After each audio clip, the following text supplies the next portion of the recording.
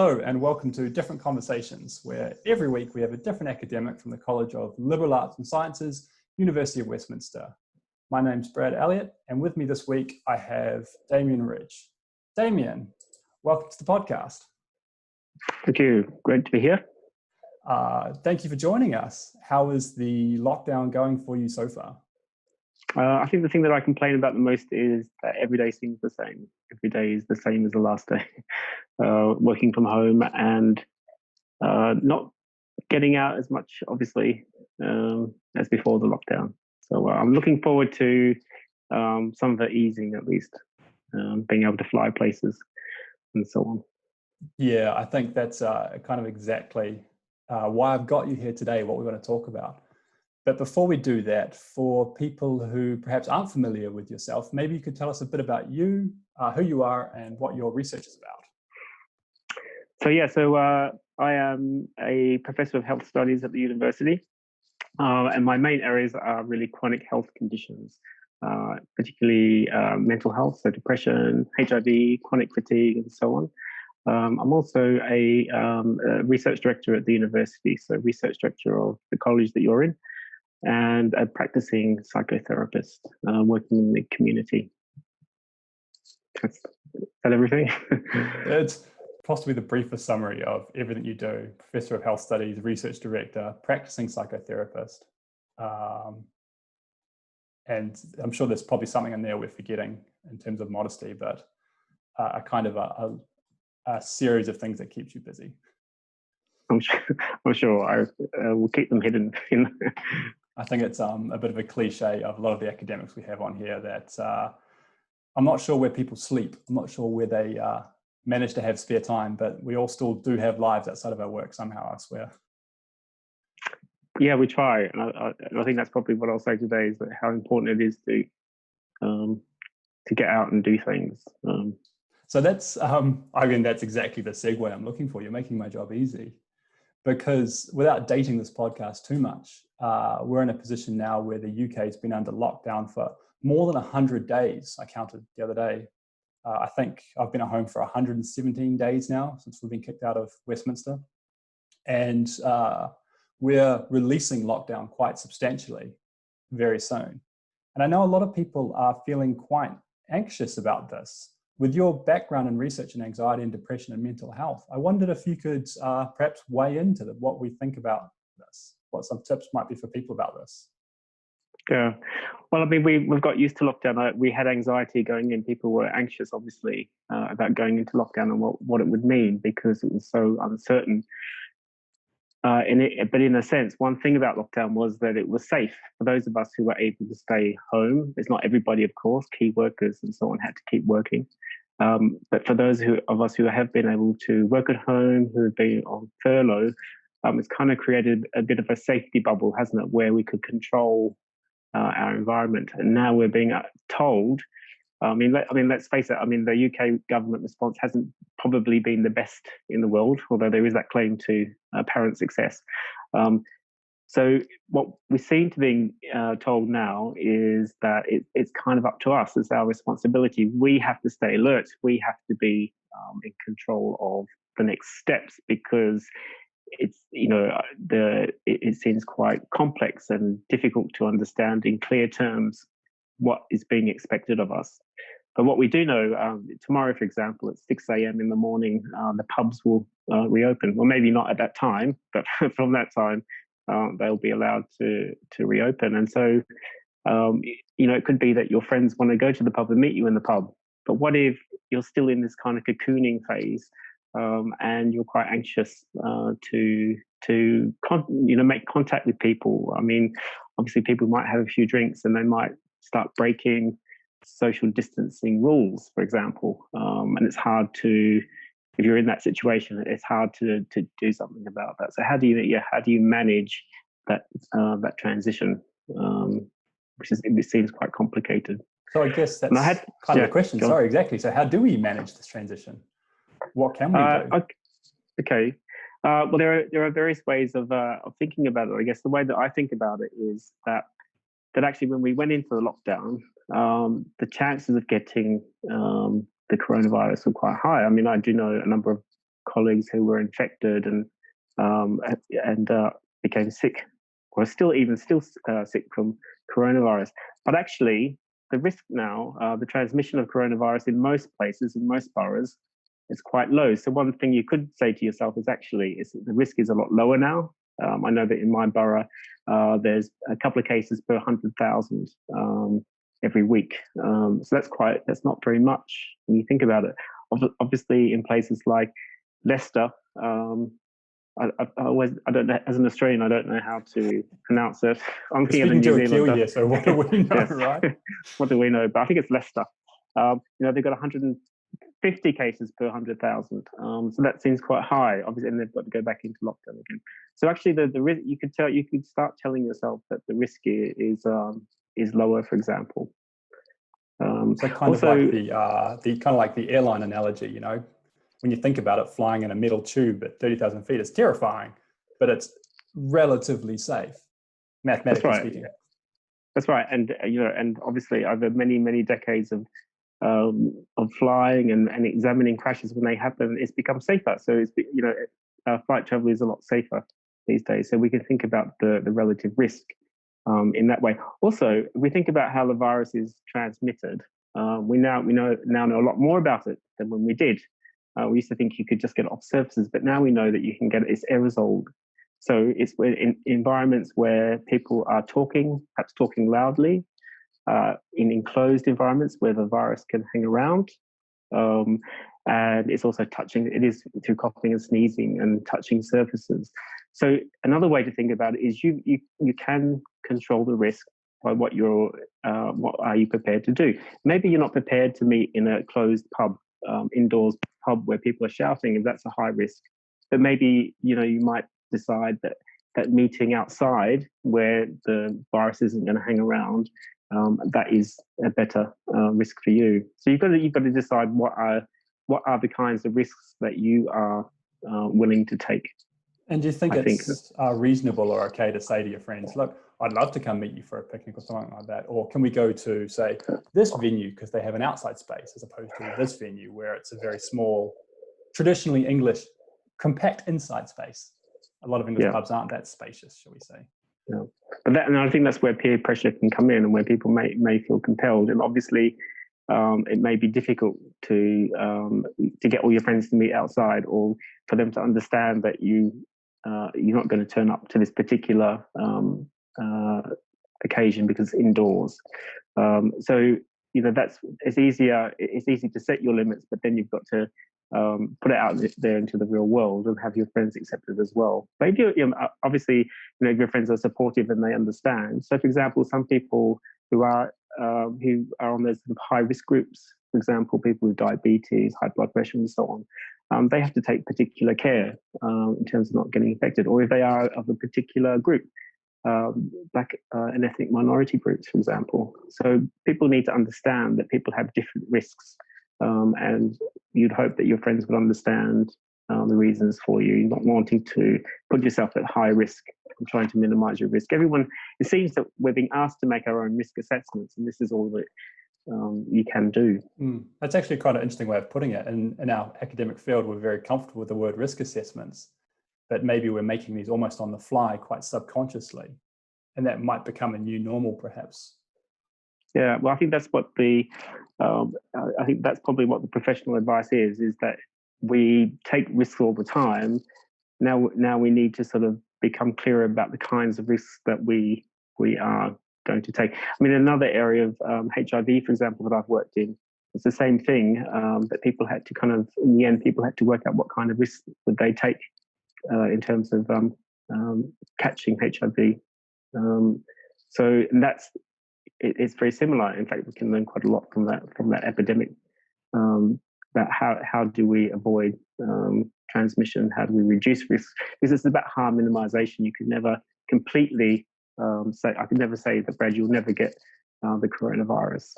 I can say if you do some of these things, you will have a much lower risk than, say, if you were to hang around in the pub for 24 hours shouting at people and them shouting back at you. I think it's interesting how, to me, and I don't think I expected this, you're like we talked about at the start about locking down and then making our little protective bubbles, like you mentioned. And then it became very normal very quickly. And I guess that's part of it, isn't it? That breaking of what we consider to be normal. And so I guess going back to meeting groups of people or having someone around for dinner or going to a bar or a pub or a restaurant will seem abnormal for a while for people. Will that last? Well, yeah, I think that you hit on a good point. And that is that as human beings, we are very adaptable. And so, I mean, when we first went into lockdown, I could sort of see the fear on. I would go shopping, I could see the fear on people's faces. But it became eventually people became quite blasé about the lockdown. Over time, they became, in fact, maybe taking too many risks in some situations. So that's the thing, is you don't know how you're going to be as the lockdown eases. You don't know who you're going to be, how you're going to be behaving, how you're going to respond, because you're not there yet. And maybe to be a bit optimistic is the other thing about it, because human beings, we are wired. I don't know whether this is part of, certainly they teach us this in medicine, that we are wired for negativity. So we are wired to be pessimistic, because in the days of before the kind of civilization that we have now, it was fight or flight, wasn't it? You had to kind of deal with, there were dangers everywhere, and you had to really deal with those. In modern day society, there are all those dangers lurking around every corner. However, our brains haven't evolved that quickly, and so it's quite easy for us to latch on to the negative, and that's why the advice about, for example, consuming media stories or media news all the time about the coronavirus is a bit of a no-no, because it's just feeding you the fears and the negativity, and that's what your brain wants to mop up. But actually, what you should have is a realistic optimism.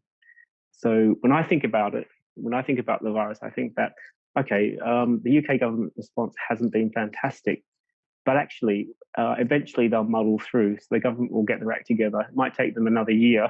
So this is being optimistic. It might take them another year, but they'll eventually have to have contact tracing in place.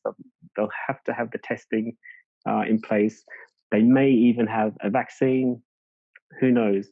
But in time, things will get better with the virus. So that's my kind of like realistic optimism. We'll muddle through. I'm pretty sure my tagline for this one's going to be wired for pessimism, or something about we could be cautiously optimistic instead. I like those two lines. I think they're very good ones as well. But you can also you can train your brain to be optimistic. Okay, so this is scientific. So what I'm telling you is it's not unscientific, and there's a lot of research to back up what I'm saying. So, for example, there's something you can do every day that will train your brain to be more realistically optimistic, and that is it's kind of like called a gratitude diary, where every day, at the end of the day, you record 3 things that were good, that you feel grateful for, or in other ways were positive. Because it's particularly people who are prone to depression or prone to pessimism, which I'm saying is unrealistic, because the brain is trained to be, it's built to be pessimistic. If you were to do that, you can gradually train your brain to focus on the more positive things that are going on in life. So rather than what we're kind of wired up to do, which is just to focus on the negative all the time. That's a great tip. I like that one. So 3 things a day, you say. That's right. So I have a colleague who's a GP in primary care, and every day on Twitter she'll list the 3 things that were good today. That she took the dogs for a walk, she enjoyed talking to a patient or some other thing. And it's about what she's doing is she's not only retraining her brain, but she's also retraining us, who look at her feed on Twitter, to think about some of the positive things that have happened. So I think the obvious next question then, and I'm sorry for this in advance, what were your 3 positives today, Professor Damien Ridge? Talking to you, Brad. Oh, thank you. Obviously. So, that's one. Yeah, I had a good sleep, because I don't always sleep well in lockdown, and I had a really good sleep. So I wake up feeling, I've just had a good sleep.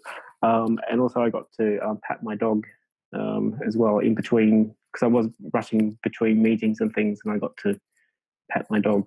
Isn't it amazing? So That what about you, Brad? Now, damn, I guess turnaround's fair play, right?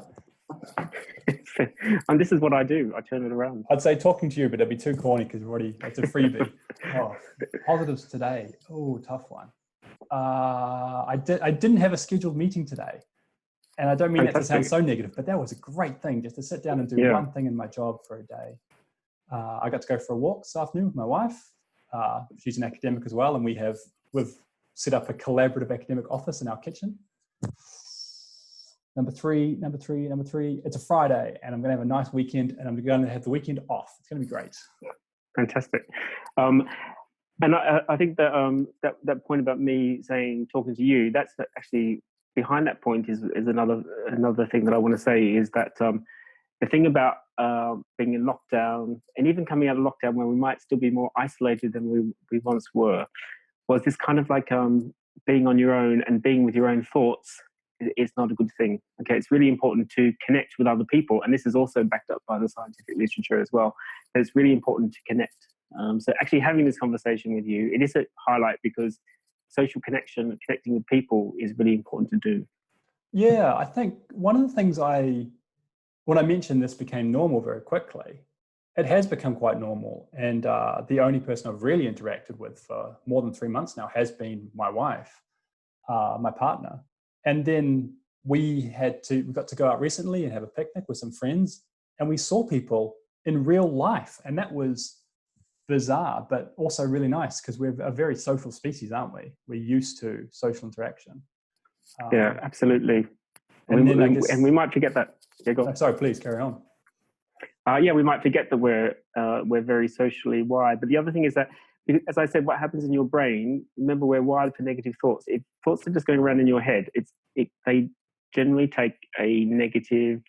eventually take a negative kind of direction. That's why it's really important to connect with other people and talk to them, particularly telling them how you feel as well. If you feel you trust the person, because that gets the stuff out of your head. So anything spinning around in your head is not a good idea. So if you have a problem that's spinning, because you don't have an answer to it, okay, we're not very good at answering our own problems, in the sense that our minds are kind of, what we've learned from mindfulness is that our minds are quite chaotic. They're broken down records. They're replaying the same old boring old thing that you've said to yourself all the time. It doesn't help you solve the problem necessarily, and so that's why it's important to connect as well. So particularly if you have a problem, an issue. That makes sense, I guess. It's kind of almost cliche sounding. Talk to someone about your feelings, but it does actually make a significant difference to people. It helps you out. Like, it's not just a cliche, it works out. That's interesting. Well, yeah, I think in the field of suicide where I work in, we know that people can magnify their problems, and they can become all-consuming, and it can contribute to suicide because people think there's no way out. But actually, the problems, there's no, that old saying, "This too shall pass," is very true, because suicide is a permanent solution to a temporary problem.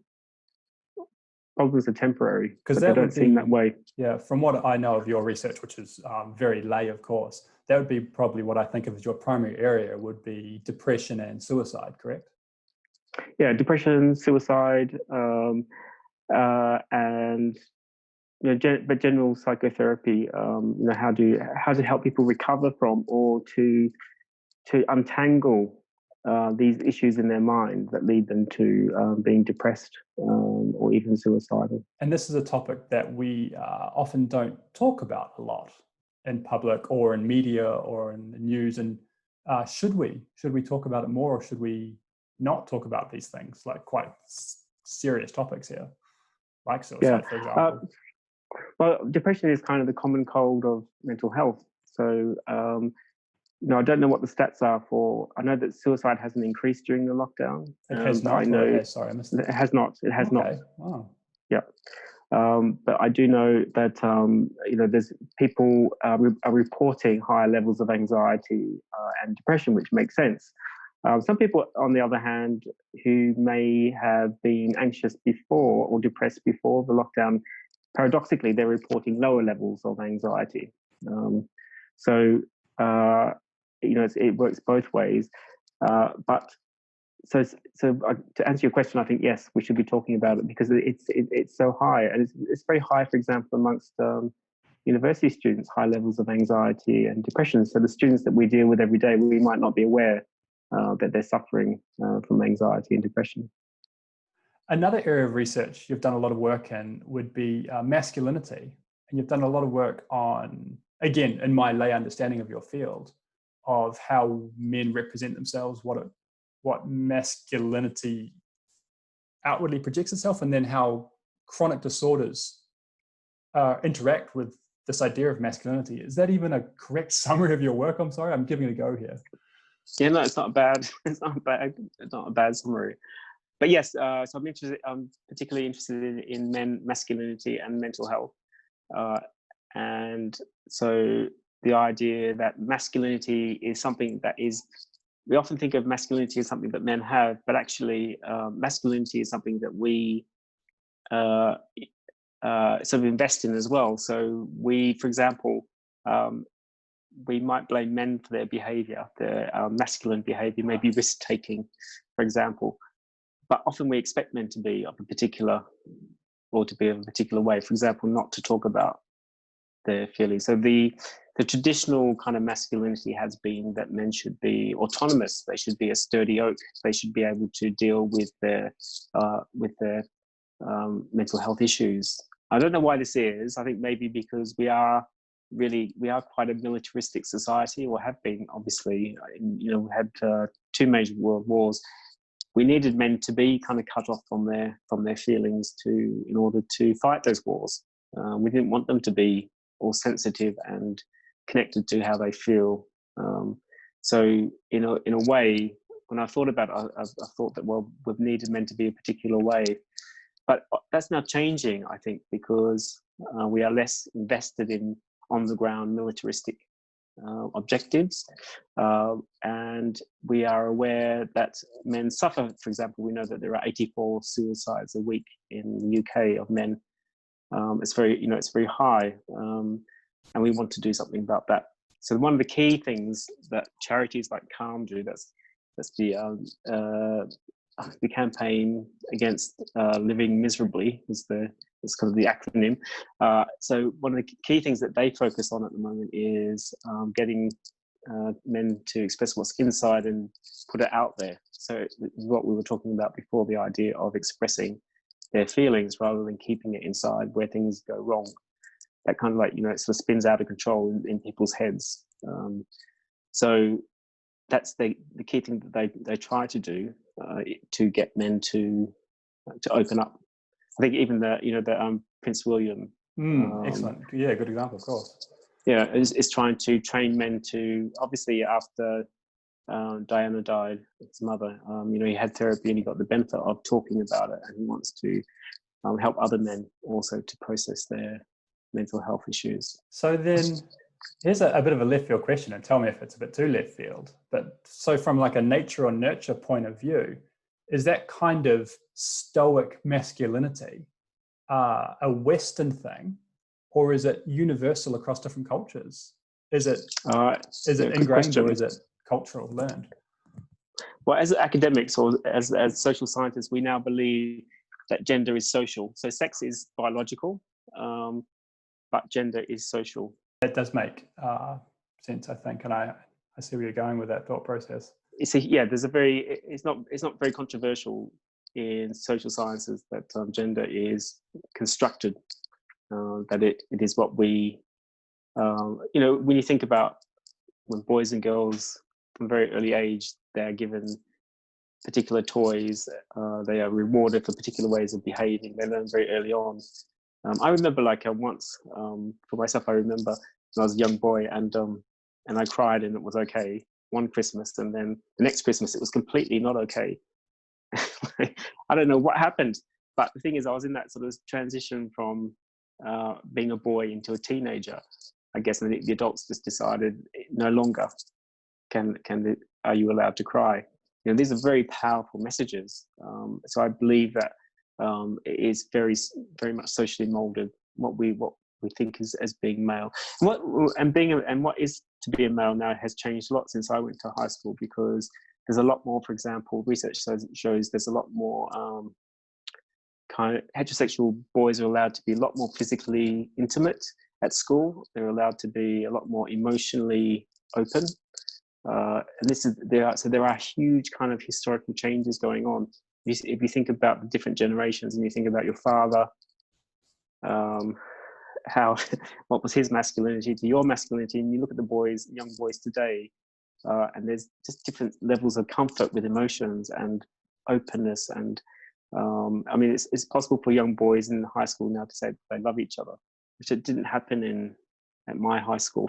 No, I think growing up in New Zealand in rural communities, good farming stock that we were, was not okay.